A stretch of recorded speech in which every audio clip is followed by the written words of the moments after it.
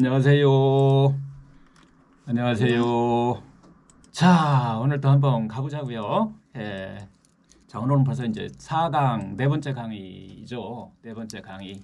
어떻게 보면 이제 그 릴렉스하는 방법을 좀 배운다고 보시면 될 거예요. 그래서 우리가 원래 이제 누구든지 다 우리가 네 가지 숙제를 갖고 있죠. 늘 거칠애를 하는 성향, 그다음에 자신을 변호하려고 하는 성향. 그걸 되돌아보면은 이렇게 한번 자신을 한번 쳐다보면 화가 나고 짜증 나고 막 할 때 한번 이렇게 한번 되돌아보면 그 네 가지 함정 속에 우리가 빠져 있지 않나 이런 생각을 한번 암 환자를 벗어나서 이런 생각도 좀 한번 해보는데요. 하여튼 이것을 지금까지는 그 아는데도 이해하고 다 심리학이 이해하고 하는데도 불구하고 우리가 해결책이 없었었는데 이제 해결책이 있었다. 그래서 삶의 질을 높였더니 병이 치유되더라라고 하는 것을 한번 그 과정을 이 사이먼튼이 한번 증명을 했다고 할까요? 지금까지는 병을 치료해서 삶의 질을 높이려고 했는데 그렇게 하다 보니까 욕심과 그 집착이 결국은 더 힘들게 만드는, 더 괴롭게 만드는데 이걸 한번 거꾸로 좀 바꿔본 거예요. 그래서 제3의 길이다라고 표현한다고 그랬었죠. 이번 주 강의의 핵심은 어떻게 보면 사이먼튼 선생님이 이 프로그램을 만든 목적이기도 해요. 이미지요법, 이미지요법 방법을 한번 배울 거예요. 어떻게 하셔야 되나. 지금까지 했던 방법이 아니고 이미지요법을 하는 방법으로 했더니 이것이 찾아낸 거예요. 그래서 그렇게 했더니 어떤 변화가 일어나더라라고 하는 것이죠. 그리고 두 번째 이미지요법의 방법하고 이번 주에는 이미지의 힘이라고 그럴까? 이렇게 했는데 챕터가 두 개로 좀 나눠서 오늘은 중요한 내용이기 때문에 약간 길게 한번 이야기를 할 거예요. 첫 번째 챕터는 이미지요법이 뭐야? 어떻게 하는 거야? 방법을 좀 가르쳐줘. 그래서 이걸 좀 말씀드릴 거고 두 번째 챕터는 여러분 스스로가 다시 한번 여러분 어떤 스키마를 갖고 있으면서 내 안에 어떤 나는 그 병에 대해서 내가 어떻게 생각하고 있는지 이거에 대한 이 이미지를 한번 찾아보는 거예요. 여러분 속에 들어있는 이미지를 한번 찾아보자. 그래서 한번 그림을 그려보라고 했어요. 네 가지 주제를 줬죠. 자기의 이미지, 그 다음에 병에 대한 이미지, 병과 싸우는 이미지, 이런 형태의 네 가지를 한번 그려봐라라고 이렇게 한번 해본 거고요. 자기가 알지 못했던 자기의 속 깊숙이 들어있던 잠재의식 속에 들어있던 것을 알아차려야 해결할 수가 있어요. 알아차리지 못하고 계속 무지 속에 있으면 해결 방법이 없기 때문에 그 무지를 타파하는데 첫 번째가 알아차림이라고 했는데 지난주 강의하고 이번 주 강의에 거의 일맥상통하는 알아차림하는 것을 계속해서 우리가 지금 배우고 있는 건데요. 지난주 한번 복습 한번 해볼까요? 지난주에 이제 삶의 덫, 내가 어렸을 때부터 어떤 패턴이라고 그랬잖아요. 삶의 덫, 스키마는 어렸을 때부터 했던 패턴을 지금도 계속하고 있더라. 그래서 이제 그거에 대해서 배웠는데 이것을 의학적으로 얘기하면은 암 환자를 우리가 지금 보는 거예요. 암 환자가 갖고 있는 심리의 어떤 도식이에요. 도식. 공식이라고 그럴까요? 그 도식이 쫙 나와야 해결해야지. 수학이 공식이 나와야 해결되시지. 이 마음을 도식화해버리는 방법을 계속해서 찾아버리는 거예요. 그래서 그 도식화가 되면은 이제 알아차림을 통해서 해결하는, 즉 알아차림을 하기 위해서 도식화를 시키는 거예요. 공통적인 거라고 이제 얘기를 했는데 암에 딱 걸렸어. 그러면은 첫 번째 네 단계로 한 네 가지 반응을 보인다고 그랬어요. 뭐라고 그랬나요? 첫 번째 이 충격인데 그냥 충격이 아니고 총 맞은 것 같은 충격이라고 얘기를 해요. 두 번째가 이 멍한 상태. 이게 막 감정이 올라올 틈도 없어요. 멍한 상태가 된다는 거. 그 충격과 멍한 상태. 그리고서 이제 딱 받아들이는 것이 이거 왜 나한테?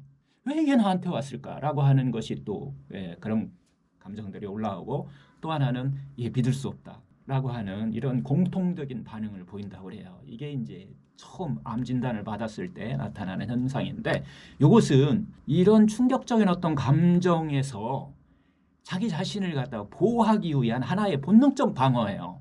이게 나쁜 게 아니라 그냥 내 안에서 내 스스로를 지키기 위한 하나의 방어 기전으로 첫 번째 도식인 이런 반응을 나타낸다는 거예요. 이 기간이 좀 지납니다. 상당 시간 지나고 나면은 두 번째 이제 단계가 와요. 지난번에 제가 오리엔테이션도 얘기했지만 서양 병원에 동아부의학하는 병원에 견학을 갔다고 했었는데 거기에서 종양심리학이라는 게 있었다라고 하는데 이 종양심리를 얘기하는 거예요. 두 번째 종양이 걸린 사람의 두 번째 단계가 오면은 아까 첫 번째 단계에서 시간이 조금 지나면은 다시 공통된 네 가지 반응 중 하나를 이렇게 보통 보인다고 얘기하는데요. 첫 번째가 악몽입니다. 악몽을 꾸는 듯한 이런 것들이 이제 생활이 시작돼요. 두 번째는 뭔가 도전에 직면해 있는 것 같은 도전이라고 하는 이런 단어 같은 이런 것들이 또 올라오게 되고요. 또 세 번째는 인생의 장애물로 그걸 받아들이는 이런 형태로 받아들일 수 있다는 거예요. 네 가지 중 하나로 보통은 이제 받아들이게 되는데 네 번째가 계속해서 멍한 상태, 현실을 받아들이지 않으려고 하는 이런 상태로 계속 반응을 보이는 경우죠. 이런데 만약에 악몽 모드에 빠져 있다면은 악몽 모드에 빠져 있다고 생각을 해보세요. 그러면 그건 상당히 실제적으로 피곤하고 소모적이고 뭐 힘 빠지는 일이 되겠죠. 그래서 결국은 암과의 싸움보다 이제는 불건전한 감정, 부정적인 감정인 두려움이라든가 공포라든가 뭐 절망감, 뭐 불안, 분노, 뭐 자책, 죄책감, 배신, 우울감 등 이거 지금 얘기 나온 것은 이 많이 나오는 순서예요. 이것은 임상을 통해서 얻어진 심리도식이기 때문에 암 환자들을 몇만 명을 보면서 이렇게 반응을 보이는 것들을 보고서 이게 나온 이야기들이기 때문에 아마 여러분들도 대부분 암에 진단받고 나서 이 반응을 한번 지나갔을 거예요.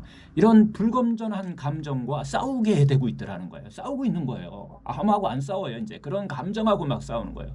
그리고 암에 대해서는 어떻게 치료할까 막 집착을 하는 그리고 욕심을 내는 이런 쪽에 또 반응을 좀 보이는 이건 바로 뭐에 영향을 미치려면 종양의 성장하고 아주 밀접한 관련이 있더라라고 하는 얘기를 계속해서 앞 시간에서 얘기를 했죠. 이 기간이 그리고 나서 또 시간이 또 지나면 세 번째 단계죠. 종양심리 세 번째 단계에 들었으면은 이런 불건전한 감정, 아까 얘기했던 막 두려움 뭐 이런 것들이 이게 또 숨어버려요.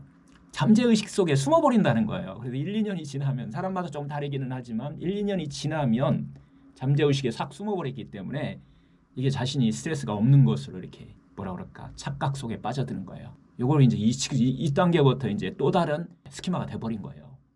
이게 암이라고 하는 진단 이후에 새로운 스키마가 돼버리는 거예요. 그리고 나서 어느 정도 또 시간이 지나면은 어떤 외부 자극이 들어오면 그 스키마에 의해서 또 나는 반응을 보인다는 거, 부정적 감정들이 그때야 올라온다는 거예요. 평상시에는 잠재의식 속에 그냥 숨어버린다. 그 스키마라고 하는 것이 어렸을 때부터 계속 이어진 패턴인데 어디 들어있어요? 무의식 속에 들어있다고 그랬잖아요.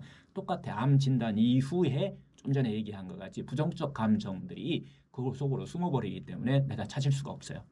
그래서 우리가 알아차림을 스키마를 알아차리고 또 암 진단 후에 이런 알아차림을 통해서 일단은 알아차림을 해야만 해결책이 나오기 때문에 그래요. 그래서 결국은 이 병의 치료에 있어서는 지금부터 내가 어떻게 생각하느냐에 따라서 어떻게 이것을 다룰 것인가에 따라서 병의 치유가 좌우된다는 얘기예요. 우리가 어떻게 보면 암과의 전쟁은 정말 대부분 마라톤에 가깝다고 봐야 돼요. 마라톤이에요, 마라톤. 이게 단기적으로 해결될 수 있는 문제가 아니라는 거예요. 몇 년에 걸쳐서 이런 스키마가 되고 또 그 전에 어렸을 때부터 계속 반복된 어떤 그 패턴, 스키마가 형성되면서 우리가 삶의 질을 떨어뜨리는 긴장 속에 살았기 때문에 암이라는 병은 그렇게 살지 마라고 하는 사인이라고 그랬잖아요. 그런 스키마를 우리가 알아차림으로 인해서 지금 치료를 하려고 하는 변화를 주려고 하는 것이 이 치료의 지금 이번 전 강의하고 이번 강의의 목적이란 말이죠. 그래서 일단 하여튼 현대의학이라고 하는 그 우리 표준의학이 이 암을 급성병에서 만성병으로 변화시켜 놨어요. 이건 우리가 이 표준의학이 항암 방사선 수술 포함해서 이 현대의학이라고 하는 이 표준의학이 그래서 만약에 우리가 생존이 목표라고 그러면 탱따가 목표가 생존이다 라고 가정을 한다면 그렇게 하면서 암과 싸우는 것이라면 여러분들이 바꿔야 될 것이 있다는 거예요. 첫 번째, 스키마와 싸우지 말아야 된다는 거예요. 스키마와 싸우고 있어는 이길 수가 없어요. 그렇게 하면서 자신의 삶의 질을 높이는 것, 자기 신의 삶을 높이는 것이 치유의 가장 핵심적인 포인트라는 얘기를 하고 있는 거예요. 그래서 어떻게 하느냐에 따라서 본인이 예상했던 거, 의사가 예상했던 표준의학이 예상했던 것은 완전히 달라지게 된다는 거예요. 표준의학의 예상 뭐죠? 확률 통계잖아요. 너 살 일이 5%밖에 안 돼. 50%밖에 안 돼. 뭐 아니면 70% 정도 돼. 그런데 또 제발 또 할 수도 있어. 라고 하는 그런 표준의학 확률하고는 전혀 다르게 흘러간다는 거예요. 그래서 우리가 릴렉스한 삶을 살기 위해서는 이 잠재의식 속에 들어있는 이 긴장된 삶을 알아차리는 거, 이게 이제 스키마라고 해서 우리가 이제 그 표준이 되는 11개의 스키마에 대해서 지난 시간에 공부를 했던 거예요. 자, 다시 이제 암 진단 후에 어떤 스키마가 나한테 형성돼 있는지, 삶의 덫이 내가 또 그 함정에 빠져서 들어가고 있는지 그걸 오늘 좀 한번 찾아보는 시간이 바로 이미지요법을 통해서 그걸 알아차리고 해결하는 방법을 제시를 할 거예요. 조금 더 결론부터 얘기하면 알아차리고 내려놓는 연습을 계속 반복함으로 인해서 그 잠재의식 속에 쌓여있는 그런 불건전한 생각들을 어떻게 보면 소멸시키는, 제거하는, 해결하는 이런 방법을 썼더니 그걸 쓴 게 뭐 그걸 쓰겠다는 것이 아니고 삶의 질을 높였더니 그런 것들이 사라지더라라고 하는 것이 포인트이기도 해요. 그래서 오늘 첫 번째 강의의 시간은 그러면 이미지요법이라고 한 것이 무엇인지에 대해서 이번 강의를 한번 들어보자고요. 이미지요법. 이 사이먼트 프로그램을 이미지요법이라고도 그렇게 표현을 하기도 해요. 그냥 대표적으로 사이먼트 프로그램 의사들이 이렇게 이해하기를 그거 이미지요법이야. 그 정도로 이미지요법을 통해서 해결을 하는, 그 스키마를 해결하고 또 질병을 치유하는 그런 그 전체적인 것들을 대표하는 표현법이다라고 볼 수가 있는데요. 우리가 첫 번째 얘기했었죠. 사이먼슨 선생이 그 첫 번째 환자분 마클레인에 대해서 얘기했죠. 60대 초반에 그 인후암 그 환자분 이야기를 했었죠. 그래서 그분이 뭘 이미지 상상을 하라고 그랬죠? 좋아하는 거 상상하라 했더니 그 낚시를 하는 상상을 통해서 기쁨이 올라가고 그 기쁨을 통해서 몸에서 에너지가 생기고 그 에너지로 치유를 하는 이미지를 또 상상했다라고 하는 것이 첫 번째 이미지요법이었고요. 두 번째 이미지요법은 방사선을 하는데 암세포에만 작용하고 건강한 세포는 작용하지 않는 이런 이미지 상상을 했다고 했죠. 그리고 이제 아주 고선약을 했는데도 불구하고 그 이미지요법을 하고 나서 피로감이나 부작용이 크게 없었다라는 얘기를 했었고요. 그 다음에 이제 세 번째가 암세포가 사라지고 점점 치료가 되어서 건강해지는 자신을 상상해라라고 하는 것을 이야기를 우리가 1강에서 아마 했을 거예요. 이것이 이미지요법의 어떤 어떻게 보면 이제 시작이에요. 그런데 그건 그 마클레인이라는 사람 거고, 그럼 여러분은 어떻게 할 거냐? 오늘 요거 한번 배워볼 거예요. 여러분은 그럼 어떻게 이걸 만들면 될까? 이미지요법을 치유로 진짜로 이용한 것은 의학적으로 보면 상당히 오래전 이야기예요. 서양의학으로 얘기하면은 이 서양의학의 아버지로 불리는 히포크라테스 시대부터 있었다고 그러니까 그분이 이제 뭐 의학의 어떻게 아버지니까 현대의학의 시작이라고 봐야죠. 그 전에도 있기는 했지만 그것이 이제 그래서 이제 히포크라테스 2400년 전부터 기원으로 해서 지금까지 계속 이게 의사들에 의해서 조금 더 좋은 방법으로 이렇게 계속 진행되어 왔다, 이렇게 이해를 하시면 될 것 같아요. 그래서 이것은 그리스 교과서에 이미지요법과 건강에 대한 그런 기록들이 지금 현재 남아 있는 것으로 돼 있어요. 근데 그 당시에는 상당히 이게 자연스러운 방법이었다라는 거죠. 그때 당시도 막 우리가 배워서 쓰고 막 이게 아니라 그 당시는 그냥 그게 자연스러운 방법이었어요. 왜? 우리가 다른 치료를 할 수 있는 것이 이제 한정돼 있기 때문에 하여튼 이 기록 자체로 보면은 이 히포크라테스 의학을 집대성한 갈렌이라고 하는 그 사람에 의해서 문서로 시작됐지만은 상당히 그 전에 그리스의 교과서에도 실려 있었다라는 것이죠. 하여튼 암을 적극적으로 치료한 것은 갈렌이라고 하는 사람의 그러니까 기원 후죠. 이때의 치료에 적극적으로 활용한 것들이 나와 있다는 거예요. 거기에 나와 있는 것들을 우리가 한번 전체적으로 한번 이렇게 정리를 해보면 세 가지 기본적인 방법이 적혀 있다고 얘기를 해요. 거기 안에. 세 가지 방법이 적혀 있는데 우선 첫 번째로 모든 병이에요. 이제 뒤에 이제 암에 대해서는 또 조금 더 적극적으로 들어가겠지만은 지금은 전체 병을 얘기하는 거예요. 그때 당시에 했던 병을 어떻게 치료했느냐, 이미지요법을 했다. 그런데 그때 첫 번째로 하는 것은 모든 병은 치유될 수 있는 것이라는 것을 이미지로 상상한다는 거예요. 아, 이거 안 돼. 나는 안 돼. 표준의학으로 안 되니까 이건 나는 안 돼. 이게 아니라 모든 병은 치유될 수 있다라고 하는 것을 이미지로 상상한다는 거.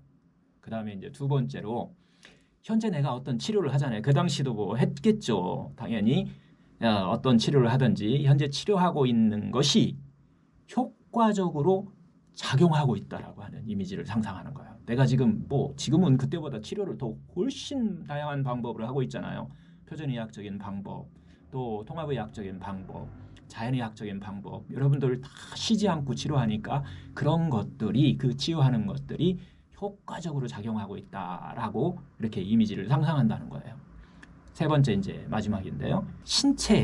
내 신체가 갖고 있는 원래 내 신체 본성이라고 우리가 얘기했죠. 이 신체가 갖고 있는 자기 치유력이 확실히 작용하고 있다는 그런 자신에 대한 어떤 믿음이라고 계속 믿음이라는 얘기를 많이 하는데요. 근데 그런 믿음이죠. 확실히 내 자기 치유력이 작용하고 있다라고 하는 것을 이미지로 상상하는 거예요. 이게 이제 의학적으로 아주 오래전부터 사용했던 것이지만 이 현대의학에 와서는 다시 이제 사이먼 선생님이 이걸 들고 나온 거예요. 그래서 직접 암 환자들한테 한번 해봤더니 상당히 탁월한 효과들이 있더라라고 해서 지금 이제 사용하게 됐던 거죠.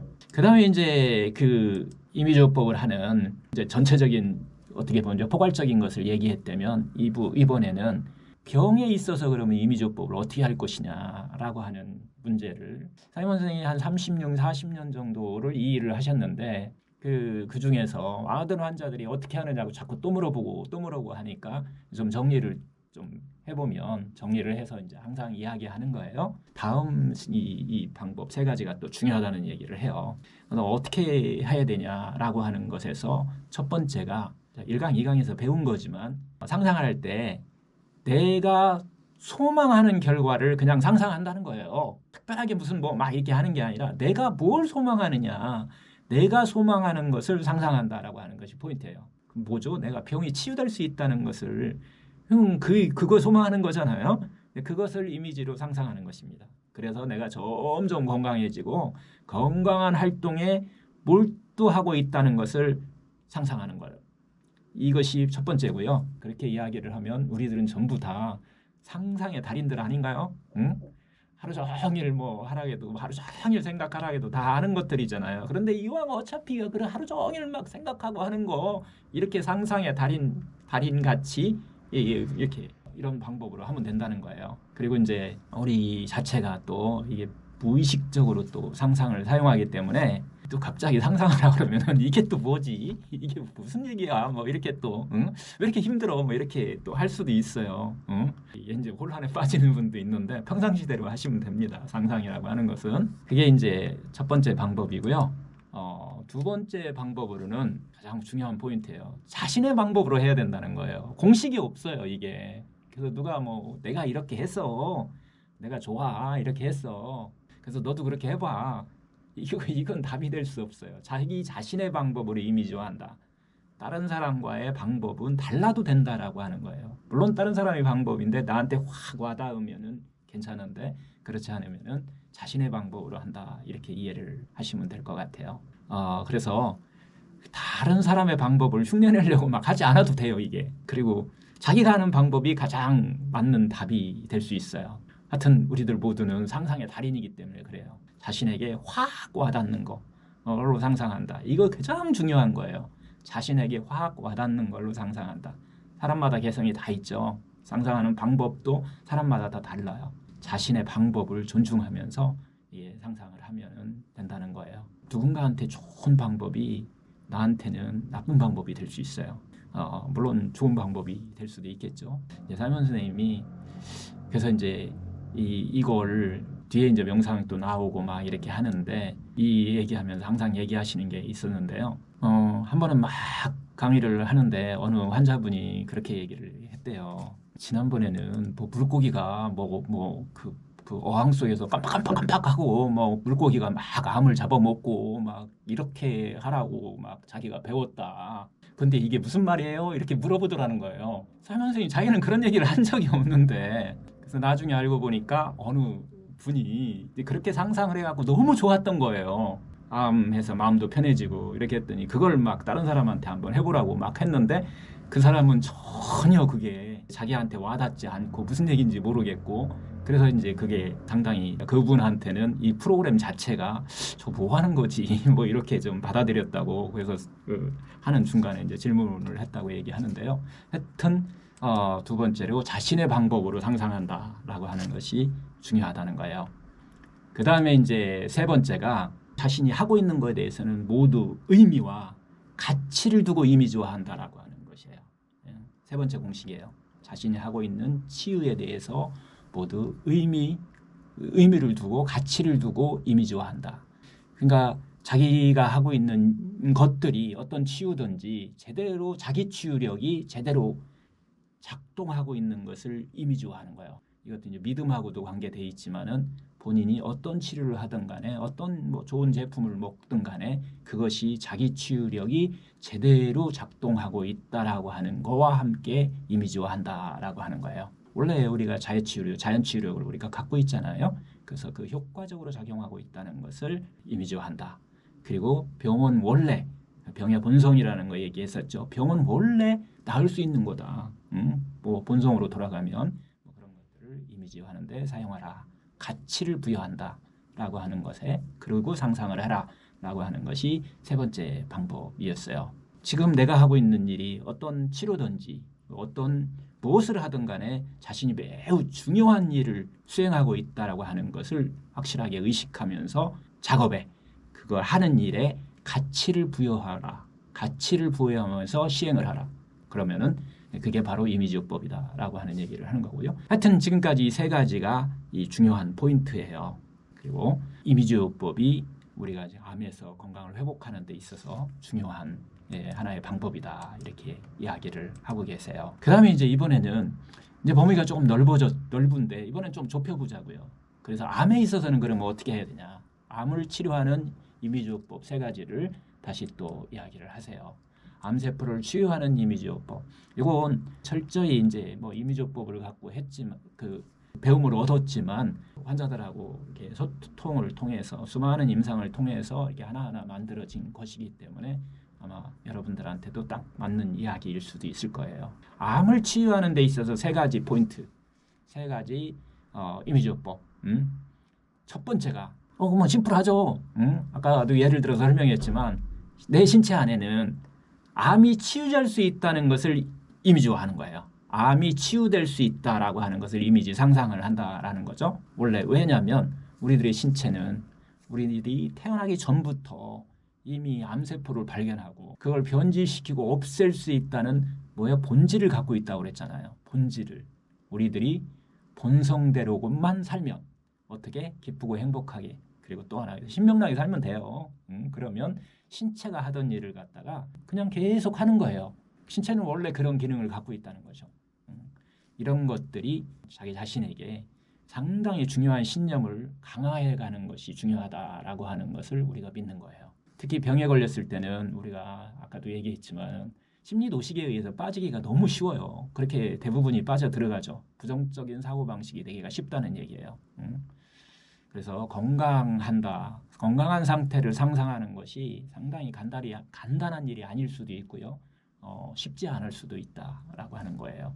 그래서 우리 자기 치유력 자체를 존중해주는 그래서 공부를 하고 있는 것이다라고 보시면 돼요. 커다란 자기 치유력이 내 안에 존재하고 있다라고 하는 그것을 상상한다. 이게 이제 첫 번째 암을 치료할 때 확실히 가지고 있다는 것을 어떻게 보면 이제 존중하는 거죠. 자기 치유력이 효과적으로 작용하고 있다는 것을 상상하고 그것을 존중한다. 하여튼 자신이 이렇게 됐으면 좋겠다 하는 소망 이것을 다시 또 바라는 것을 이런 것을 바라는 것을 상상한다라는 뜻입니다.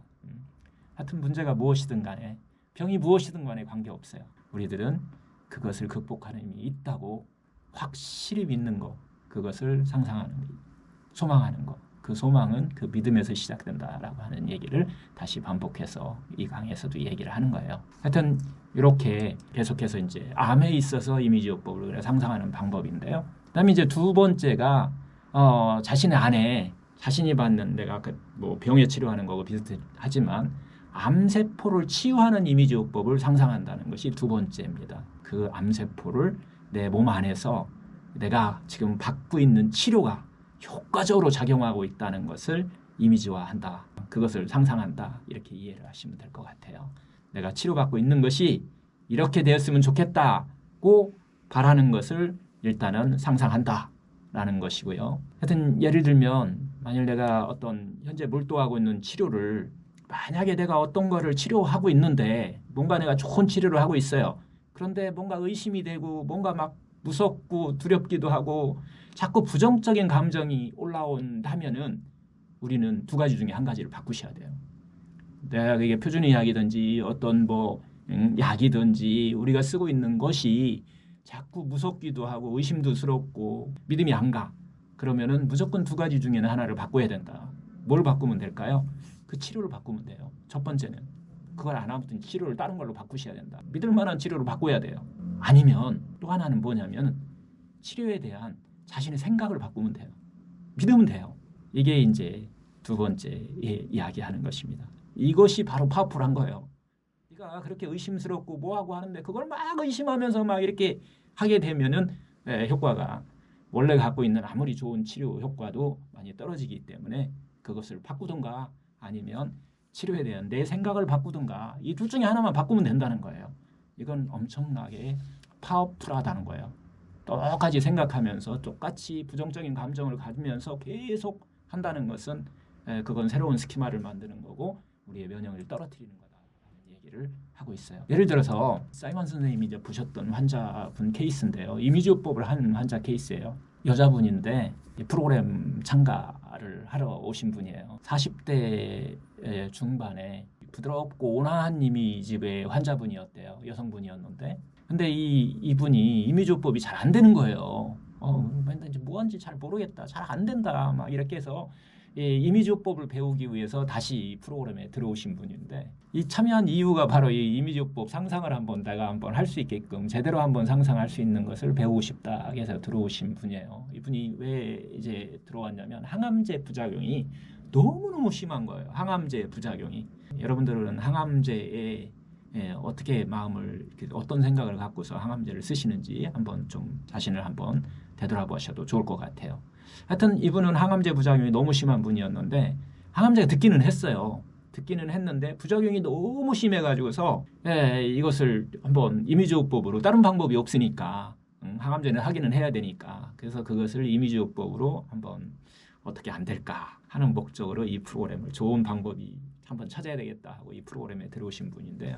그래서 이제 사이먼 선생님이 물어봤어요. 이 환자분한테 어떤 이미지를 갖고 계세요? 이렇게 물었어요. 그랬더니 이제 그 환자분이 대답하기를 뱃속에 암세포들이 막 화를 막 이렇게 내고 있고 이렇게 내고 있어. 이에 대해서 이 암세포를 해치우기 위해서 병사들이 군인들이 전쟁 나가는 군인들이 뱃속을 막 걸어다니면서 이 갑옷도 입고 그 안에 막 뾰족한 막 부츠 같은 거 신은 그런 군인이에요. 막 행진을 하면서 암세포를 딱 발견하면은 탱크를 가지고 다니는데 탱크 속에 들어있는 그 독가스가 있는데 그 독가스를 갖다가 암세포에 쏜다는 거예요. 그 독가스에 딱 보니까 항암제라고 쓰여 있는 이런 이미지를 상상하고 있다고 얘기를 했대요. 하여튼 항암제라고 하는 것을 이 독가스 이것을 메고 다니면서 거기서 막 노즐이 나오고 막 탱크 같은 막 쏴가지고서 막 그 독가스를 막 암세포에다 막 쏴 제끼는 이런 이미지를 상상하고 있다 이렇게 이 얘기를 했대요. 그랬더니 암세포가 막 다 죽어갔다. 완전히 막 다 죽어가지고서 이런 상상을 했다고 해요. 그리고 또 그 안에 있는 병사들은 막 마스크를 써가지고서 방비를 하고 있기 때문에 전혀 그 손상이 없고 무방비한 그 신체에 있는 방비가 없으니까 아무것도 없으니까 독가스의 영향을 받고 있는 그런 이미지를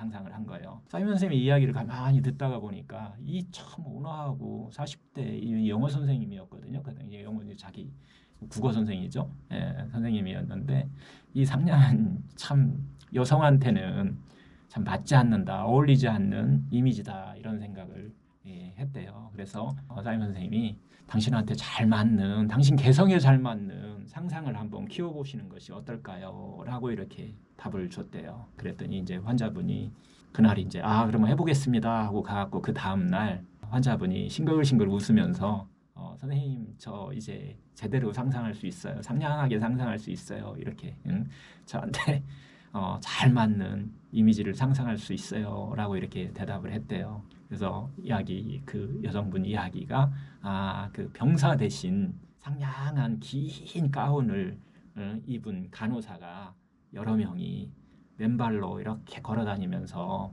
타박타박 걸어다니면서 암세포를 발견하면은 품 안에 이렇게 탁 안고 있던 그 항아리 안에는 연고가 들어있다. 그래서 그 연고를 항아리 속에 그 연고에 항암제라고 쓰여 있다는 거예요. 그래서 그 연고를 부드럽게 발라서 그 막 이렇게 화나고 있는 암세포한테 이렇게 상냥하게 발라주는 그런 이미지를 상상을 했대요. 그리고 그랬더니 확 막 그 빨갛게 화나고 있던 그 암세포가 건강한 이 핑크색으로 핑크색의 어떤 정상세포로 변해가는 그런 이미지를 계속해서 상상을 했다라고 이렇게 이야기를 했대요. 그래서 사이먼 선생님이 그게 바로 당신한테 아마 딱 맞는 이미지 같다. 그리고 그 이미지를 한번 잘 키워보세요 라고 환자분에게 이렇게 이야기를 했대요. 그래서 이제 그 환자분은 그 이미조법 하는 방법을 찾은 거예요. 부드럽고 자기한테 맞게끔 딱 하는 이미조법을 찾아가지고서 계속해서 그걸 하게 되는데, 그러고 나서 한참 지나서 한 환자분의 이제 주치의한테 사이먼 선생님한테 한 장의 편지가 왔다는 거예요. 편지를 이렇게 사이먼 선생님이 열어봤더니 이렇게 시작하는 글이 쓰여 있었대요. 그 주치의가 이제 보낸 편지를 딱 뜯어보니까 도대체 당신이 무엇을 했는지 모르겠지만은 이런 문장으로 쫙 시작됐는데, 그 여성분의 그 환자분이 항암제를 치료할 때마다 입원도 해야 되고 아주 그냥 못 먹고 뒤집어지고 아주 그냥 너무 부작용이 심해가지고서 이게 너무 힘들었었는데 이번에는 프로토콜 똑같이 뭐 양도 똑같고 항암을 하는 게 여러 가지 몇 번을 확인해도 똑같이 했는데 당신의 그 프로그램에 갔다 온 이후로는 환자분한테서 입원하지 않는 것은 너무나 당연했고 부작용 자체가 전혀 없었다는 거예요. 그래서 당신이 대체로 무엇을 했는지 모르겠지만 정말 훌륭한 일을 하셨다.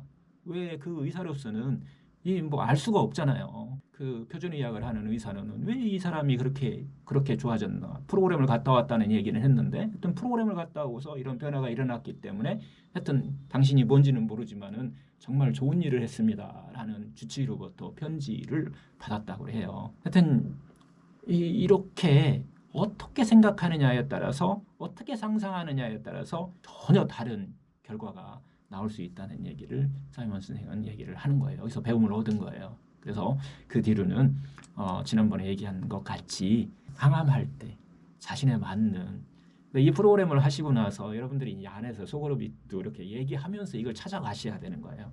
왜냐면 모든 사람이 똑같지는 않으니까 어떤 것을 하셔야 되는지 이런 것들을 하나하나 이제 찾아가시면 된다라는 얘기를 하고 있어요. 바라는 결과를 상상한다. 이 여성 환자분을 보면 자신이 치료하고 있는 그 항암제가 첫 번째로 확실하게 암을 없앤다라고 하는 그 바라는 결과를 상상한 거고요.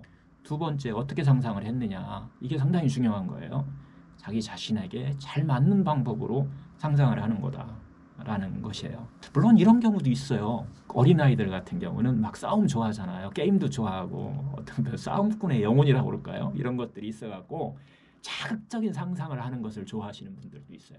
게임 좋아하는 어린아이들, 이런 한테는 막 싸워서 암을 해치는 이런 상상을 하는 것도 효과적일 수도 있을 수 있어요. 그리고 이제 어린아이들 같은 경우도 종종 어린아이들은 이런 것들을 정말 또 이런 이미지요법을 잘 한다고 얘기해요. 9살짜리, 10살짜리들은 순수하게 또 이미지 상상하라면은 게임기를 가지고 기준으로 해가지고 상상하라면은 아주 잘 자기 맞게 자기한테 9살짜리들도 상상을 잘 한다고 하는데요.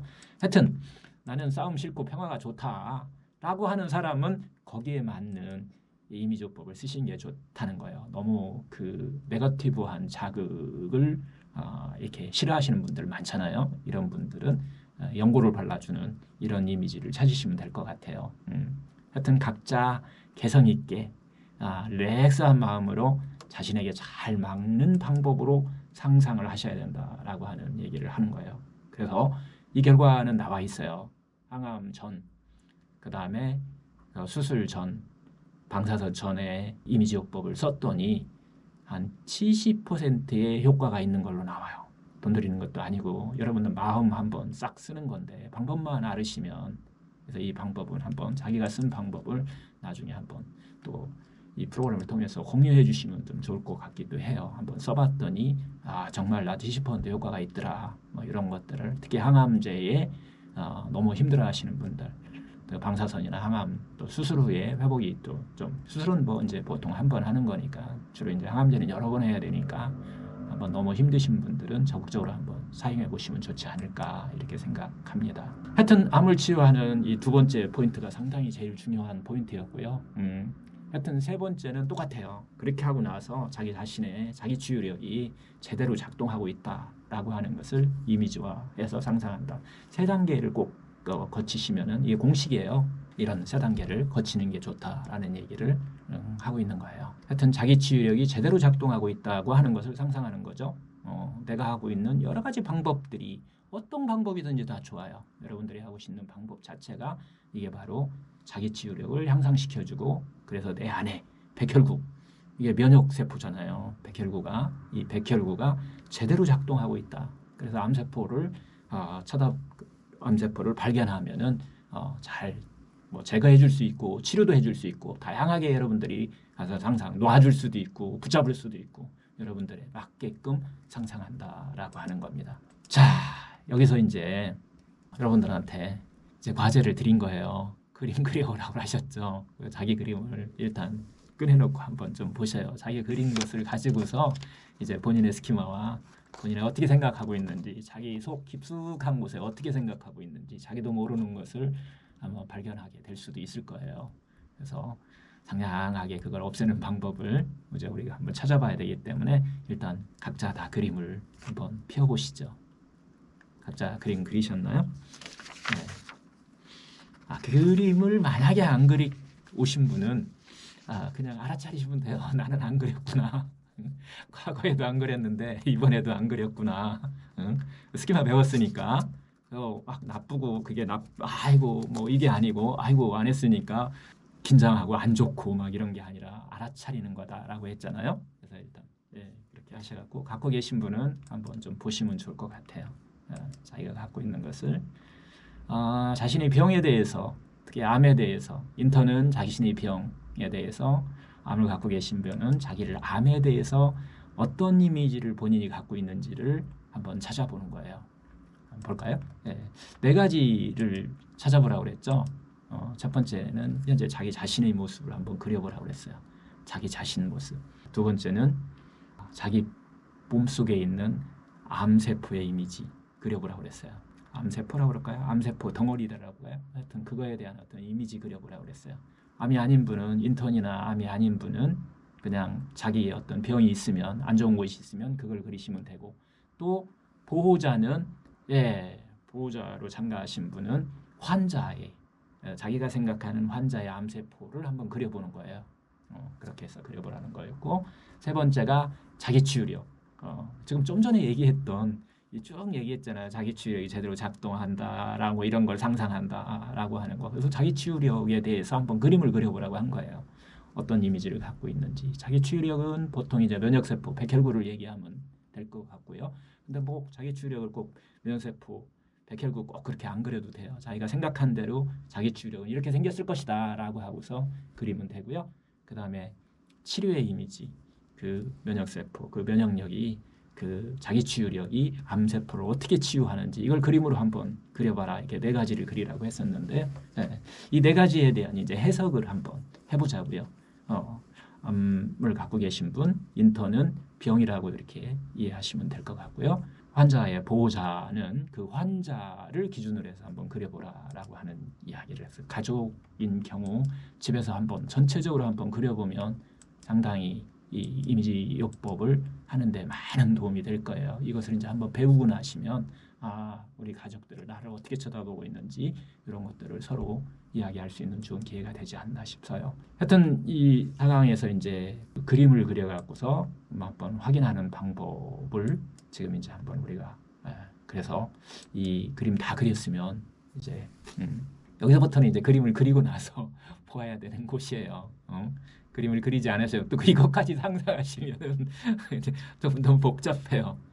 하여튼 그림을 다 그린 다음부터 하는데 그 그림을 보시면서 자기가 자기 자신의 주치의가 됐다라고 하는 그런 그림을 가지고서 그런 마음을 가지고 그 그림을 호기심 있게 한번 관찰해 보세요. 제가 다 쭉 설명해 드릴 테니까 한번 여기하고 자기하고 어떻게 얼마만큼 연결되고 있는지 뭐 그걸 어떤 생각을 하고 있는지 찾아보시면 되는데 근데 이거 뭐 절대적인 건 아니에요. 그냥 하나의 탐구다. 호기심 있게 자신을 탐구한다라고 하는 그런 개념으로 해야지 이건 이거고 이건 이거야 이런 개념은 아니다. 사람마다 다 다르기 때문에 이것을 좀 이해하시고 한번 보시면 될 것 같아요. 첫 번째, 암세포 어떻게 그리셨는가 한번 보세요. 병을 어떻게 자기가 그리고 있는지 암세포 덩어리 어떻게 그리고 있나요? 어떻게 그리고 계신가요? 자기가 생각하는 암세포 덩어리를 그리라고 그랬잖아요.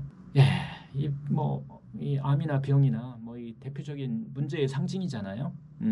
그 병든 거 그것을 한번 그 상징을 한번 그려본 거니까 어떻게 그리셨는지 한번 혹시 암세포를 검은색으로 그리신 분이 있어요?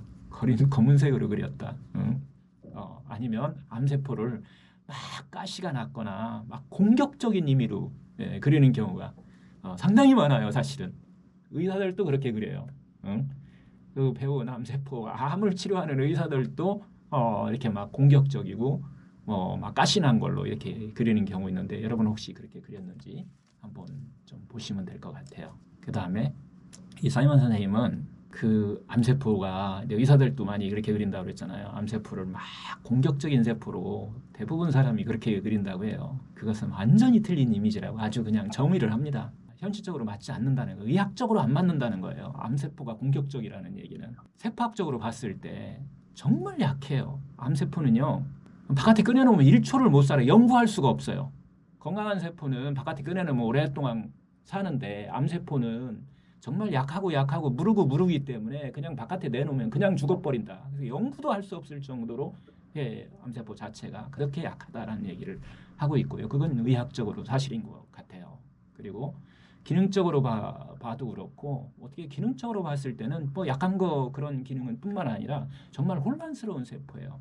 저는 그냥 이 세포는 좀 바보세포다. 바보세포예요. 바보세포. 하여튼 좀 전에 얘기했지만 밖에 나가면 못 살아요. 혼자 못 살아요. 정상세포에 비해서 살 수가 없어요. 그 정도로 약한 세포라는 거죠. 그래서 우리가 면역력만 제대로 갖고 있다면 정말 치유할 수 있는 약한 세포다. 다시 계속해서 반복을 하고 있는 거예요. 그 면역력을 키우기 위해서는 어떻게 되면 돼요? 기쁘고 행복하게 살면 된다는 얘기잖아요. 그리고 우리 몸은 그냥 본성으로 돌아가서 똑같은 반복적인 이유. 우리가 본성으로 돌아가서 살기만 하면은 자연스럽게 소멸되는 세포가 암세포다라는 얘기를 하고 있어요. 실제적으로 암세포를 사이먼 선생은 종양방사선과 의사니까 암세포를 직접 막 수술해서 막 떼어내는 의사는 아니잖아요. 근데 이제 떼어내는 의사들한테 얘기를 들어보면 암세포하고 가장 비슷한 시스템을 갖고 있는 게 지방세포라고 얘기해요. 지방세포. 메커니즘으로 봤을 때 지방세포와 암세포는 거의 비슷하다고 얘기해요. 지방세포도 여러분들 많이 먹으면 계속 증식하잖아요. 증가되잖아요. 이렇게 증가되는 거죠. 근데 지방세포가 막 공격적이라고 이렇게 생각하는 사람이 있나요? 밥 많이 먹어서 이렇게 배가 조금 나와서 막 얘가 나 공격해서 죽일 것 같은 생각은 없잖아요. 그렇게 생각하지는 않잖아요. 사람들 자체가 지방세포를 갖다 공격적이거나 무섭다고 생각하지 않는다는 거예요. 인간이 지방이 막 너무너무 비만돼 가지고서 몸 상태가 안 좋아져 가지고서 그걸로 죽는 사람이 암으로 죽는 사람보다 더 많아요. 사실 심혈관계 죽는 사람들이 미국에 있어서는 더 많잖아요. 그런데도 불구하고 지방세포를 그렇게 공포스럽게 그런 생각을 갖고 바라보고 있지는 않는다는 거예요. 아까 좀 전에도 얘기했지만 미국의 사망 원인 1위가 암이 아니에요. 심혈관계 질환이잖아요. 비만과 연결돼 있어요. 지방세포와 연결돼 있다는 거죠. 근데 그것을 무서워하는 사람은 없더라는 거예요. 지방세포 좀 늘어났다가 막 위기감 느끼고 막 이렇게 막 그렇게 하나요? 근데 우리가 종양 마크 조금 올라가면 막 뭐가 막 큰 마음의 혼란이 오잖아요. 하여튼 암세포와 지방세포는 비슷한 기능을 갖고 있다. 그 모양도 비슷하다. 기능도 비슷하잖아요. 어딘가를 누르고 막고 해서 죽는 거잖아요. 우리가 계속해서 늘어나가지고서 어디를 압박하거나 아니면은 이 건강을 망가뜨리고 또 결국에는 죽음에 이르는 것과는 똑같은데 왜 우리는 지방세포는 무서워하지 않는데 암세포는 그렇게 무서워하는 하냐는 거예요. 더 약하고 약한 지방세포보다도 더 약하고 약한 무르고 무른 세포다라고 하는 것이 그 의학적인 이것은 진실이라는 거죠. 하여튼 이게 그런데 놀랍게도요. 아까 이게 좀 맨날 수술하고 그거 떼어내는 의사한테도 그 사람도 암 잘 걸리잖아요. 그래서 이 프로그램의 그림을 한번 그려보라고 그러면은 이 암세포를 막 공격적으로 막 그린다는 거예요. 막 시커멓고 뾰족뾰족하고 이런 가시가 돋친 이런 세포로 그리는 경우가 아마 상당히 많더라라고 하는 것을 이렇게 사이먼 선생님이 발견한 건데요, 본 건데요. 하여튼 암세포 아까도 좀 전에 얘기했지만 정말 그 뭐랄까 하얗고 수술해서 꺼내내면은 새콤한 덩어리가 아니라는 거예요. 하얗고 그 찌푸러진 막 찌푸러지고 막 이렇게 문드러지고 찌들어지고 막 이렇게 해서 기능을 못 하니까 그냥 증식만 하니까 이런 모양을 하고 있다고 얘기해요.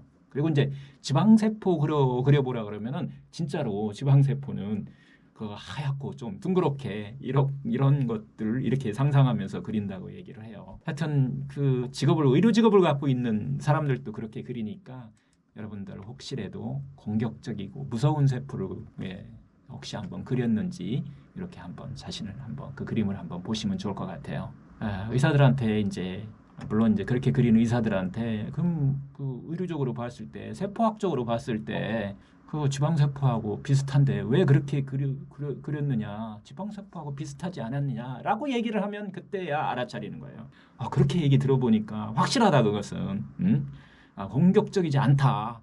그냥 맞아 불완전한 세포고 그냥 무드러진 세포야 약하고 약한 무드러진 세포야 이렇게 공통적으로 얘기를 한다고 얘기를 해요. 하여튼 사이먼 선생님도 가족을 이게 또 치료하면서 가까운 사람 치료하면서 본인이 봤을 때도 암세포는 그런 모습을 보이고 있었다는 것을 이렇게 봤다고 얘기를 하시는데요. 근데 왜 그렇게 얘기를 할까요? 우리는 왜 그렇게 막 공격적이고 이렇게 이야기를 할까요?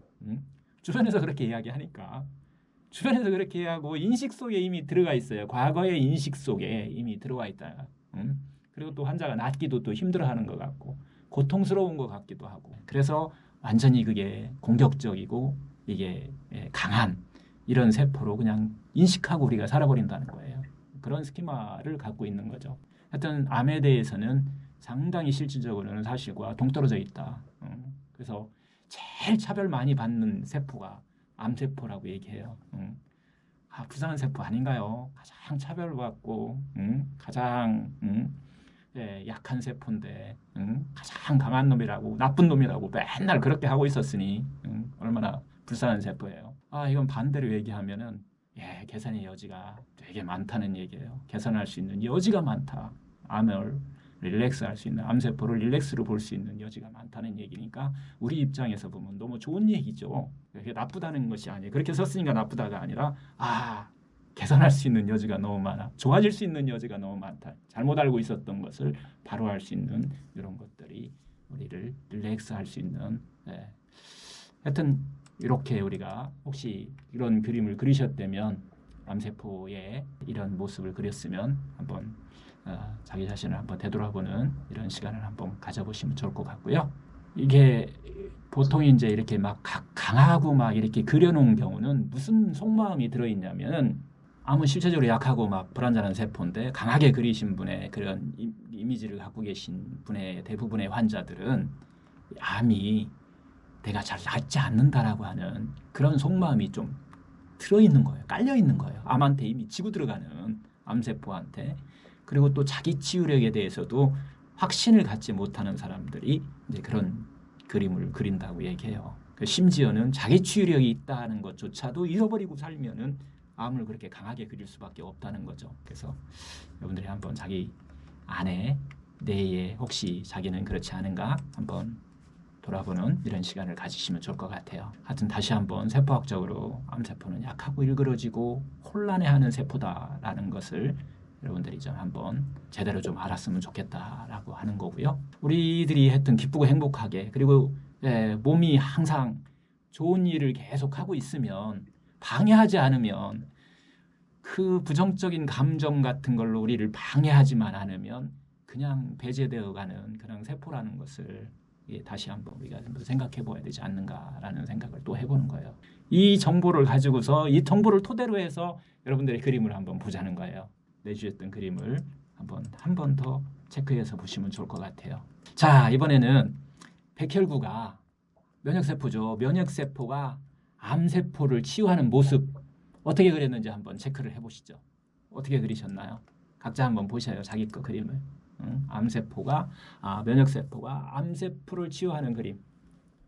잘 그리셨나요? 다 그리셨죠? 이것은 우리가 암이라고 하는 병을 대표적인 문제의 상징이잖아요. 그래서 그걸 어떻게 그리셨는지 치유력, 그 치료 이런 거 어떻게 하고 있는지를 한번 그려보라고 한 건데요. 여기서 보아야 될 것은 힘의 관계 보시면 돼요. 힘의 관계를 보셔요. 그래서 내가 암세포는 이만하게 치유력은 이만하게 이렇게 그렸다면 내 마음속에 혹시 부정적인 감정을 많이 갖고 있지 않은지 암세포를 너무 강하게 보고 있지 않는지 이렇게 보시면 돼요. 크기. 그 다음에 이제 양. 암세포는 여기저기 막 다 그려놓고 면역세포는 한 5개 그려놓고 이것도 마찬가지로 내가 지고 있지 않은지. 실제로 암세포가 아무리 많아도 우리 세포가 60조 개에서 100조 개 정도 되잖아요. 근데 암세포가 지가 많아봐야 뭐 1조 개밖에 더 되겠어요. 근데 우리는 반대로 암세포는 막 수없이 그려놓고 그것도 한번 양도 한번 체크해 보시고요. 그 다음에 이제 면역세포라고 하는 그 백혈구로 그리실 수도 있고 면역세포로도 상징으로 그릴 수 있는데 그게 얼마나 크기 그것도 마찬가지 크기 한번 체크 한번 해보고 그 다음에 이제 색깔이에요. 농도 색깔 어떻게 그리셨는지 농도 색깔을 어떤 농도를 써서 그렸는지 이거 한번 체크해 보시면 될 것 같아요. 색깔에 대해서는 뒤에 다시 한번 또 정리를 할 거예요. 그 다음에 이제 그 암세포하고 그 백혈구나 면역세포하고 접해 있는지 어느 분은 다른 세상을 살고 있어. 면역세포는 몸 밖에다가 그려놓고 암세포는 몸 안에다가 어딘가에 크게 그려놓기도 하고 몸 안에 있을 때도 면역세포는 저기 멀리 떨어놓고 이렇게 얼마나 떨어져 있는지 이것도 한번 체크를 해보시면 좋을 것 같아요. 하여튼 색깔은 뒤에 한번 하자고요. 이게 먼저 한번 하면은 치유력에 비해서 치유력도 색깔로 그리셨잖아요.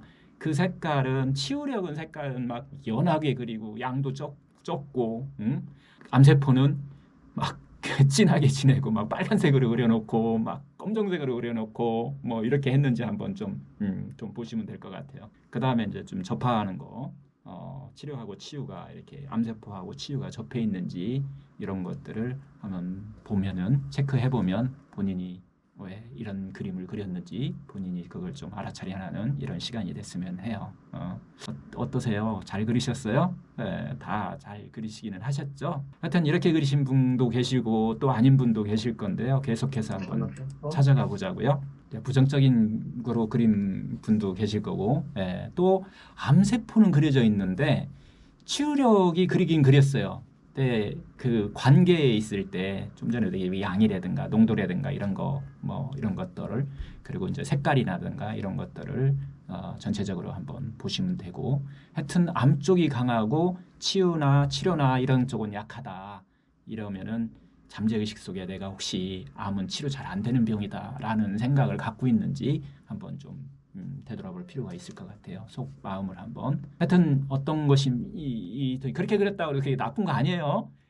반대로 생각하면 개선할 여지가 앞으로 더 좋아질 여지가 너무 많은 거니까 그렇게 그리신 분은 더 좋아질 수 있는 가능성이 더 많기 때문에 꼭 그렇게 그랬다고 나쁜 것은 아니다.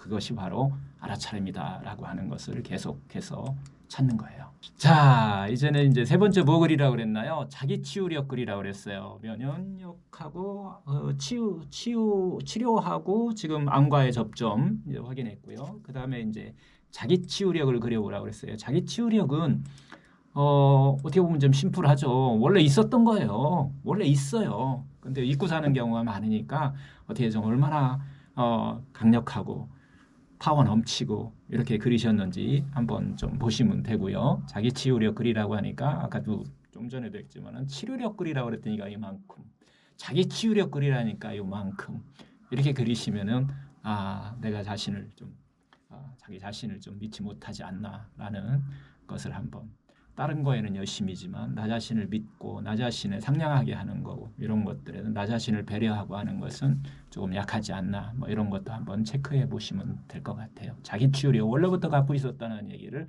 반복해서 여기서 얘기하는 거예요.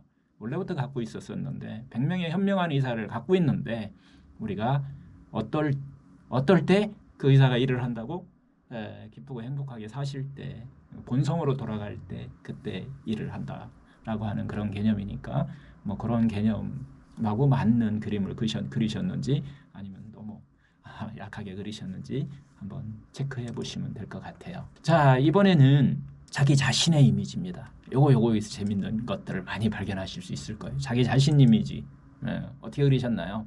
자기 자신의 이미지를 그려라라고 이렇게 이야기를 했는데요. 체크 포인트를 우리가 한번 보도록 하자고요. 전체를 잘 그리고 계신가요?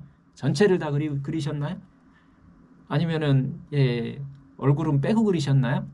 이런 것들 보는 거예요. 얼굴이 있는 경우와 얼굴이 없는 경우가 이제 한번 자기 자신을 되돌아볼 수 있는 중요한 포인트가 될 수 있는데요. 먼저 이제 신체 전체를 그린 사람이니까 얼굴을 당연히 그렸겠죠. 신체 전체를 그렸으니까. 이때는 얼굴의 표정을 어떻게 그렸는지 한번 보시면 좋아요. 얼굴의 표정을 어떻게 그리셨는지. 릴렉스 한다고 해놓고서 막 인상 쓰는 그러니 아니면 표정이 없는지 이런 것들을 자기가 그린 것을 한번 되돌아보시면 좋을 것 같아요. 하여튼 얼굴은 있는데 표정이 없다. 그것은 어떤 이미지를 갖고 있는지 본인이 한번 알아차림하시는 거예요. 혹시 자기 자신의 어떤 감정 뭐 이런 것들을 혹시 소홀히 하고 있지 않은지. 얼굴은 있는데 표정이 없는 사람이에요. 이런 거는 그걸 한번 되돌아보시면 좀 좋을 것 같고요. 표정이 있어. 근데 어떤 표정을 하고 있는지 이것도 한번 체크해 보시면 좋을 것 같아요. 표정, 좋은 표정인지 아니면은 화난 표정인지 이런 것들 한번. 만약에 이제 화나고 뭐 이렇게 막 짜증난 표정을 그리셨다면 무엇을 바꾸면은 그 표정이 바뀔 건지를 한번 이 그림에서 배움을 알아차림을 하신다 이렇게 생각하시면 될 것 같아요. 혹시 부정적인 그 암에 대한 이미지가 자기 자신의 이렇게 표정을 안 좋게 만들었는지 이런 것도 한번 생각해 보실 필요가 있을 것 같아요. 그러면 이제 찬스가 온 거예요. 알아차리셨잖아요. 암에 대한 이미지를 바꿀 찬스가 온 거예요. 암에 대한 이미지를 바꿀 수 있는 찬스가. 암 때문에 내가 힘들다면은 암에 대한 이미지를 바꿀 찬스다. 기회다. 이렇게 생각하시면 될 것 같고요. 만약에 지친 표정을 하고 있는 사람이 있다면 휴식이나 릴렉스가 좀 필요한지도 모릅니다. 뭐 이렇게 하나씩 하는 시간 찾아가시면 될 것 같아요. 이제 얼굴이 없는 분, 목 아래쪽만 있고 여기 없어. 얼굴이 없는 분도 이런 분들은 이거 자체 아예 그냥 혹시 무표정한 나날을 보내고 있는지 한번 되돌아보는 거예요. 꼭 그렇다는 건 아니에요. 혹시 또 나 자신을 포기하고 있지 않은 그렇고 하지는 않는지 뭐 이런 것들도 한번 보시면 될 것 같고요. 진짜 나와 좀 나 자신과 좀 멀어져 있지 않는가 이런 것들도 한번 체크해 보시면 좋을 것 같습니다. 그 다음에 아니면 나 자신의 어떤 존재 가치를 좀 업신여기는 건 아닌지 뭐 이런 것들도 한번 체크해 보시면 좋을 것 같고요. 하여튼 이런 걸 가지고서 뭔가 좀 발견할 수 있는 것이 있는지 알아차림할 수 있는 것든지를 계속 한번 찾아가시면 됩니다. 하여튼 표정이 있는 분들은 어떤 표정하고 있는지, 표정이 무엇이 어떤 생각이 담겨 있는지 이런 것을 봐주시면 될 것 같아요. 그 다음에 이제 몸은 잘 그려져 있어요. 몸이 잘 그려져 있는지를 한번 체크해 보세요. 몸을 진짜 그리셨는지 아니면은 우리가 이제 실체가 있는 몸으로 그리는 경우도 있고요. 추상화를 그리시는 분도 있고 또 어떤 분은 나무를 그리시는 분이 있어요. 자기 자신의 이미지를 그리라고 그랬더니 뭐 바람을 그린다고 막 또 이상하게 막 바람을 그리신 분들도 있고 막 해요.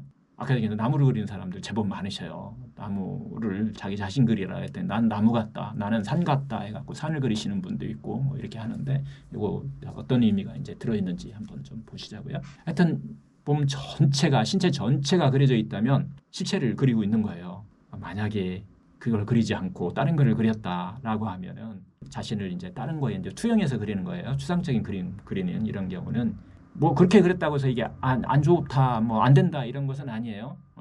나무 그렸다 그러면 나무 안에 자신의 몸, 팔 이런 것들이 다 그려져 있는지 이런 것들도 한번 체크해 보시고요. 뭐 뭘로 자신을 투영하고 있는지, 삶을 뭘로 투영하고 있는지, 어떤 의미를 가지고 살아가는지 이 속에서 한번 자신을 발견하는 이런 것들을 한번 보시면 될 것 같아요. 자기 자신을 실제로서 인정하는지 아니면은 자꾸 다른 삶을 살고 계신지 이런 것들을 한번 보시면 여기서 보시면 좋을 것 같아요.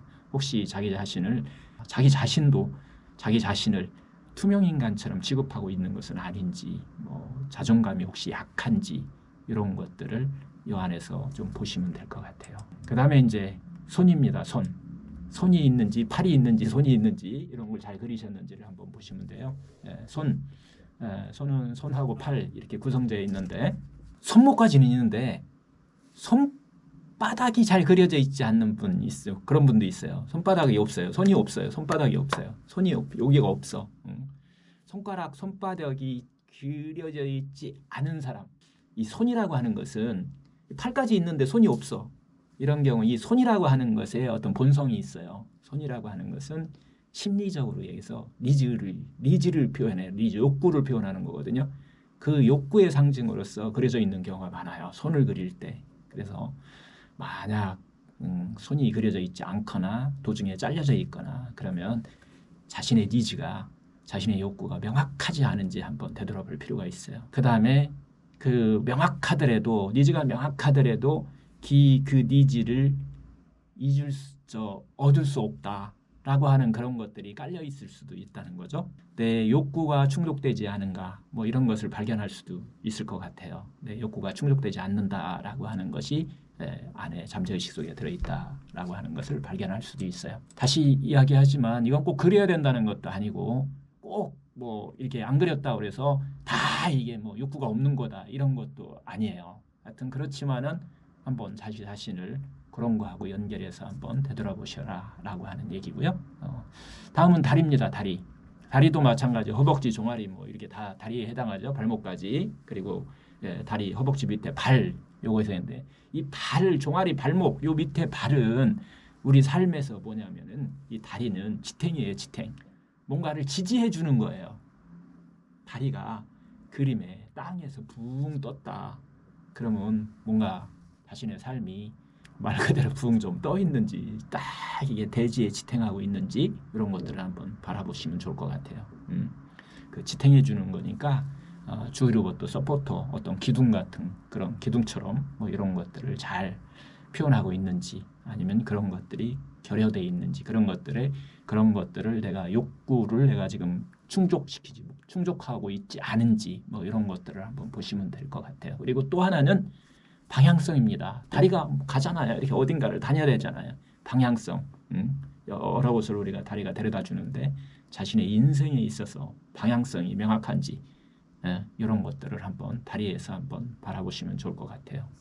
그게 딱 결정되어 있는지 아니면 그냥 지금도 이렇게 막 헤매고 다니시는지 난민같이 헤매고 다니시는지 뭐 이런 것들을 한번 이 다리에서 한번 다시 한번 바라보시면 될 것 같아요. 그다음에 이제 다리 밑에 이제 발이죠. 발은 발 밑에 발목 밑에부터 이제 우리가 발이라고 하는데 하여튼 제일 중요한 것은 이 발이 대지에 붙어 있는지 떠 있는지를 한번 체크하셔갖고 좀 전에 얘기했듯이 어떤 방향성 자기가 삶의 방향성이 잘 7가지 건전한 신념이 이제 나중에 또 배우겠지만은 이 건전한 신념들이 잘 이렇게 정착되어 있는지 아니면은 그냥 그냥 끄달려 다니고 세상을 끄달려 다니는지 이런 것들을 발에 지탱하는 걸 보시면서 한번 생각하시는 이런 시간을 좀 가지면 좋을 것 같아요.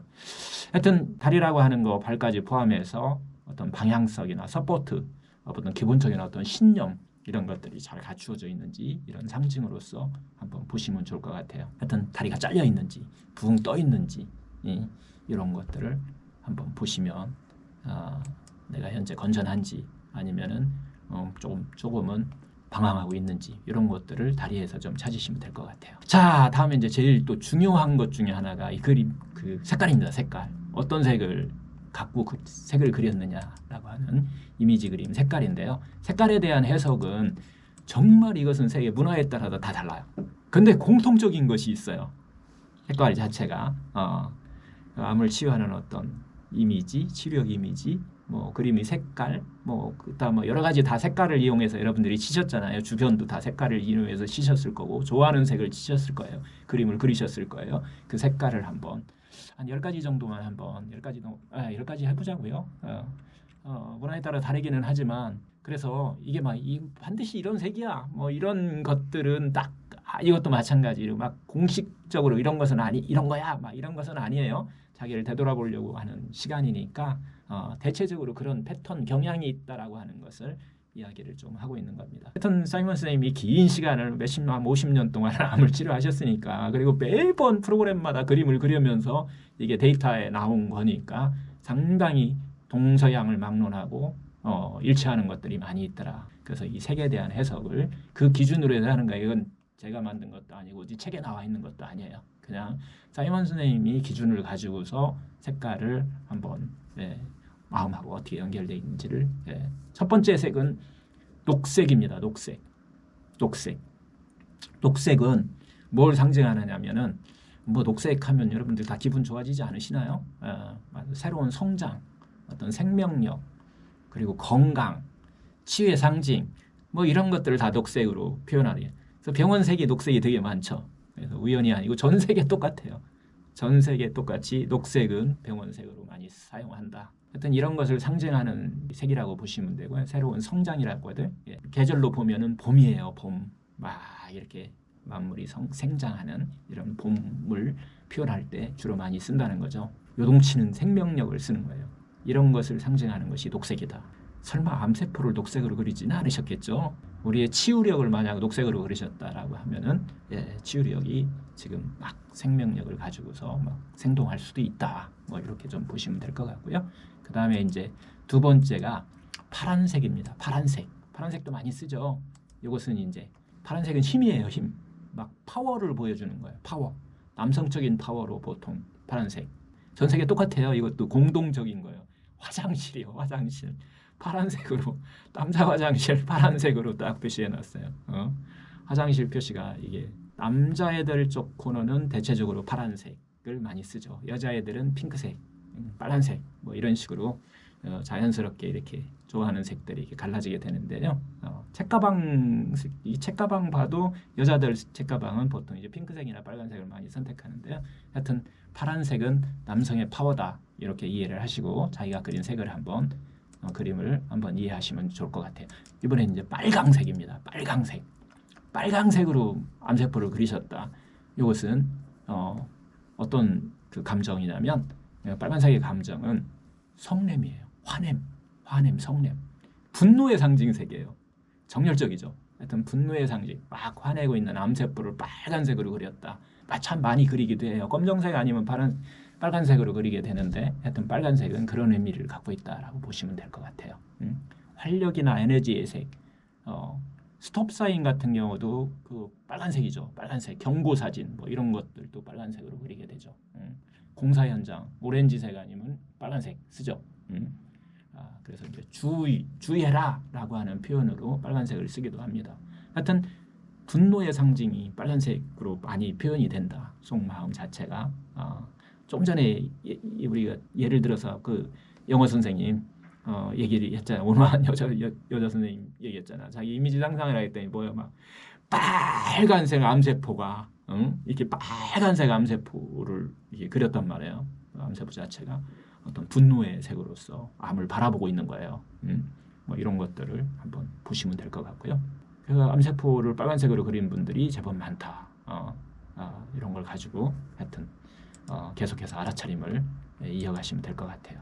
그 다음에 이제 검은색입니다. 검은색. 제일 많이 아마 암세포를 그리라고 하면은 의사를 비롯한 대부분 사람들이 검정색을 많이 쓴다. 파워, 힘, 암이 힘이 세다라고 하는 이런 것들이 잠재의식 속에 숨어 있는 경우도 많다. 되돌아볼 시간이죠. 하여튼 그 이외에도 검정색은 막 여러 가지를 표현하는데요. 하여튼 우선 뭐 첫 번째로 파워예요. 힘. 그래서 암을 검정색으로 그리는 경우가 많다고 했고요. 방금 전에 핑크색 여성, 파란색 암성의색이라고 그랬잖아요. 그런데 이 검정색은 권력의 파워예요. 권력. 이 자기 권력을 뭔가 권력을 나타날 때 그 주로 많이 대학 졸업할 때 권력의 상징이잖아요. 뭐 그런 개념으로 색을 검정색으로 많이 검은 모자, 검은색 망토를 많이 쓰죠. 큰 파워 이런 것을 상징하는 경우가 많고요. 하여튼 그리고 또 장례식에서도 검정색을 많이 쓰죠. 반대로 예지의 색도 예지 이런 색들도 검정색을 쓰는 경우가 되게 많아요. 그리고 재판관, 정의를 표현하는 것도 또 검정색으로 이렇게 쓰는 경우도 있고요. 재판관 같은 경우가 검정색 옷들을 많이 입게 되죠. 그 다음에 이제가 갈색입니다. 갈색을 쓰신 분도 있을 수 있어요. 갈색. 이 갈색은 어떤 의미냐면 이론적인 거, 논리적인 거 이런 걸 상징해요. 어떤 완고함. 네, 갈색의 색깔이 완고함, 딱딱함 뭐 이런 거죠. 이런 것을 사용한다고 봅니다. 이제 사이먼 선생이 이제 상당히 오랜 기간 하다 보니까 재밌는 걸 하나 발견했는데요. 한 케이스가 있는데 암세포가 아까 좀 이야기했지만 대체적으로 검정색 아니면 빨간색을 많이 쓰거든요. 아니면 회색 계통 많이 써요. 이렇게 그리는 경우가 많은데 아주 짙은 갈색으로 암세포를 그린 분이 있었대요. 네, 그래서 그 환자분이 그 이제 소모임에서 왜 갈색으로 그렸을까? 자기는 이렇게 하다 소모임에서 이야기하다가 알아차림이 온 거예요.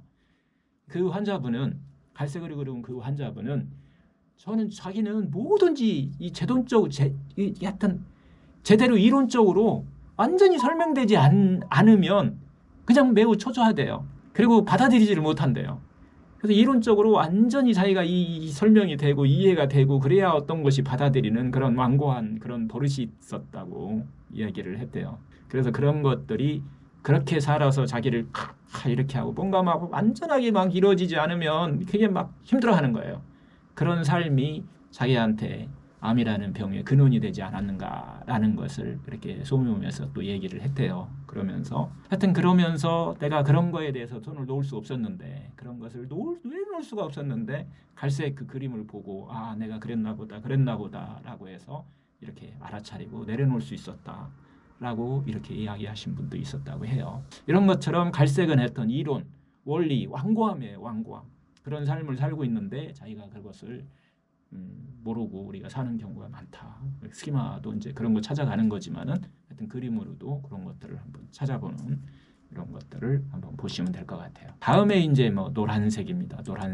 노란색은 에너지, 지성을 얘기해요. 지성을 상징합니다. 에너지, 지성 이렇게 봐요. 여러분들이 만약에 그 치유력을 노란색으로 그렸다 그러면은 아마 치유 자체의 힘이 상당히 안에 내면적으로 그런 것들을 표현하는 그런 거라고 보면 되죠. 그 노란색 비타민 할 때 노란색 많이 쓰죠. 비타민 뭐 막 이렇게 활력, 에너지, 비타민 뭐 해갖고서 뭐 이런 식으로 노란색을 많이 쓴다. 하여튼 지성의 상징이면서 노란색은 그 에너지를 표현하는 이런 색으로 우리가 인식하고 있다라고 보시면 될 것 같아요. 그 다음에 이제 핑크색은 아까 얘기했지만 여성의 상징이죠. 치유나 상냥함의 상징이에요. 아까 그 영어 선생님 나중에 핑크색으로 빨갛던 그 암세포가 핑크색으로 변하는 이런 것들을 자기가 이미지로 상상했다고 그랬잖아요. 그래서 색깔도 여러분들이 이미지 상상할 때 색깔도 이런 그 색깔의 어떤 특징을 가지고서 이미지를 상상하면 뭐 좋지 않을까 이렇게 생각이 됩니다. 하여튼 이 핑크색은 건강함의 상징이기도 하고 상냥함의 상징이기도 하다. 치유나 상냥함의 상징이다. 이렇게 보시면 될 것 같아요. 그래서 핑크색으로 그림을 그리셨는지 여러분들이 그림을 한번 체크해 보시면 되겠습니다. 그 다음에 이제 8번째가 하얀색. 하얀색은 여성적인 힘, 여성의 파워를 나타내는 겁니다. 웨딩드레스, 이 파란 이 흰색을 쓰잖아요. 설마 웨딩드레스를 검정색을 입지는 않으시겠죠? 하여튼 이렇게 우리가 우리도 모르게 이미 그렇게 우리가 잠재의식 속에 어떤 색깔도 우리 속에 기억돼 있다, 이렇게 보시면 될 것 같아요. 다음에 이제 오렌지색이죠. 거의 9번째니까 거의 오렌지색. 아까도 얘기했지만 빨간색과 좀 비슷한 색입니다. 하여튼 노란색, 빨간색 이런 경우는 활력, 에너지를 의미하는 이런 색이고요. 오렌지색은 또 신호등 스톱 사인에 이런 경우도 위험을 알리는 색이기도 하죠. 위험을 알리는 색이다 이렇게 빨강, 노랑, 파랑 이런 것들이 그런 원리에 의해서 전 세계가 똑같아요. 그 색이 이런 것들을 우리가 볼 수가 있고요. 하여튼 변화한다라고 하는 그런 색도 있어요. 빨강하고 노란색의 중간이니까 변화의 상징이기도 하다라고 보시면 되고, 이 오렌지색은 아까 위험의 상징이라고 그랬는데 대체적으로 그 길에서 이렇게 도로에서 청소를 하시거나 무슨 작업을 하실 때 주로 조끼 입을 때 오렌지색들 많이 쓰잖아요. 막대봉도 오렌지색이고 이렇게 그런 그런 것을 의미한다라고 보시면 돼요. 오렌지색 하면은 하여튼 오렌지색 하면은 에너지, 변화, 경고 이런 색으로 이해하시면 될 것 같아요. 다음에 이제 마지막으로 보라색입니다. 보라색. 이 보라색으로 그리신 분은 보라색 정말 좀 특별한 것이 가끔 암을 보라색으로 그리시는 분이 있어요. 이런 경우는 고귀한 것, 영적인 색이라고 봐야 돼요. 보라색은 영적인 색이다, 특별한 거다, 뭔가 특별하고 영적인 색이다. 종교의식 할 때 보라색 많이 써요. 그래서 종교의식을 할 때, 그래서 불교에서 특히 보라색은 특별한 의식에 사용될 때 우리가 쓰게 되는 거예요. 하여튼 스페셜하다, 영적이다, 이런 경우로 이렇게 받아들일 수 있을 것 같아요. 자, 이렇게 이제 색깔, 접점, 농도, 크기, 양, 이런 것을 이 그림을 보시면서 여러분들이 결론적으로 그 그림을 보고 거기서 뭔가 자신을 느낀 점이 있는지, 스키마를 보면서 스키마를 찾으면서 내가 느낀 점이 있듯이 이걸 보면서 자기의 내면의 세계를 볼 수 있는 이런 것들이 있는지 서로 한번 찾아보고 그걸 한번 스몰 그룹에서 같이 이야기하는 그런 시간을 한번 가져볼 겁니다. 하여튼 자기가 그린 그림을 한번 더 이렇게 스몰 그룹에서 되돌아보는 시간을 갖도록 한번 하시면 될 것 같아요. 자, 여기서 이제 결론적으로 이렇게 그림 딱 보면 이제 대체적으로 이제 한번 스쳐 지나갔을 거예요. 알아차림 이제 스쳐 지나갔을 건데, 여기서 자신이 그린 그림에서 가장 마음에 드는 부분이 있는지 한번 체크를 한번 해보세요. 이거 내가 진짜 마음에 들어. 그리고 그게 왜 마음에 드는지 한번 또 살짝 한번 생각을 한번 해보세요. 이걸 우리가 나누기 하시는 거예요. 일단 스몰 그룹에서 나는 이게 제일 마음에 들고 요게 가장 왜 마음에 들었다. 그거 하고요. 알아차림이에요. 알아차림. 그 다음에 바꾸고 싶은 그림. 내가 이 그림을 보면서 이건 꼭 내가 바꾸고 싶다. 그게 어딘지 한번 제일 좋아하는 부분, 제일 바꾸고 싶은 부분이 어떤 건지, 그리고 왜 바꾸고 싶은지 이걸 또 한번 지금 생각하시고 스몰 그룹에서 이야기를 나눌 수 있으면 좋을 것 같아요. 하여튼 이 치유의 길로 가는 이 과정에 어떻게 보면 계속 알아차림하는 거예요. 자기 자신을 알아차림한 과정인데, 이 정기적으로 이런 그림을 한 6개월에 한 번씩 정도 그리기를 권하거든요. 그리고 여러분들 가족한테 한번 내 모습을 한번, 그러니까 자기 모습이 아니고 가족이나 이런 사람한테는 환자가 계시다 그러면 환자의 모습을 한번 그려보시라 그러면은 그 그림을 통해서도 또 알아차림하는 게 상당히 좀 도움이 되고 생활을 바꾸는데 상당히 좀 하나의 힌트가 될 거라는 생각이 좀 들어요. 그래서 이건 가족까지 같이 그려서 한번 쳐다보시면 더 좋은 알아차림을 좀 하실 수 있을 것 같아요. 하여튼 건전한 것으로, 불건전한 것을 건전한 것으로 바꿔가는 거예요. 그리고 항상 우리도 모르게 빠져드는 그 불건전한 감정, 즉에는 두려움이라든가 불안이라든가 이런 분노라든가, 특히 분노라고 이런 것들을 의지로 없애보려고 하는 게 아니라 이렇게 툭툭 알아차리면 변화하는 힘이 생긴다는 거예요. 이게 포인트예요. 그렇게 해서 변화가 가는 거지, 내 의지로 막 안 해야지, 절대로 나 화 안 내야지, 난 참아야지, 이렇게 하시면은 안에서 자꾸 스키마가 더 커져가지고 나중에 폭발하니까 이걸 바꾸는 방법에 대해서 계속 이야기를 하고 있는 겁니다. 바꿀 수 있다는 거니까 우리가 이걸 찾는 거예요.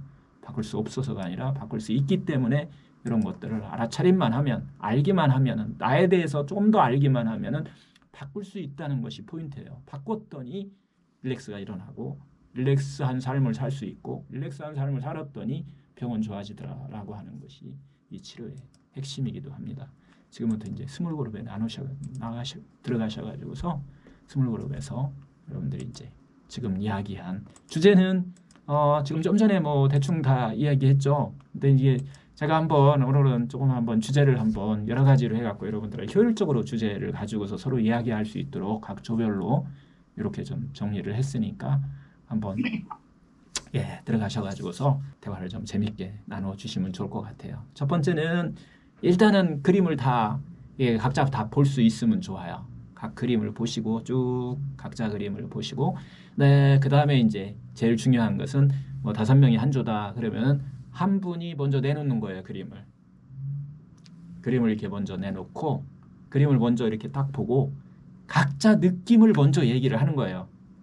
이번에는 주인공이 먼저 얘기하는 게 아니라 그림을 내놓으면 그 그림을 보고 어떤 느낌이 있었는지 나머지 그 주인공 말고 나머지 분들이 짧게 느낌이니까 뭐 좋다 나쁘다 좋으면 뭐 이건 왜 좋은 것 같다 자기 느낌 얘기하는 거니까 이 그림이 틀렸다 맞았다 그림이 좋다가 아니라 그림이 어떤 느낌이다 내가 봤을 때 어떤 느낌을 나는 받았다 각자 다르겠죠? 그것을 같이 한번 쭉 얘기를 먼저 하시고 그 다음에 이제 다 들은 다음에 주인공이 왜 그렇게 그림을 그렸는지 그 그림을 어떻게 이렇게 그렸는지 설명을 해주시는 거예요.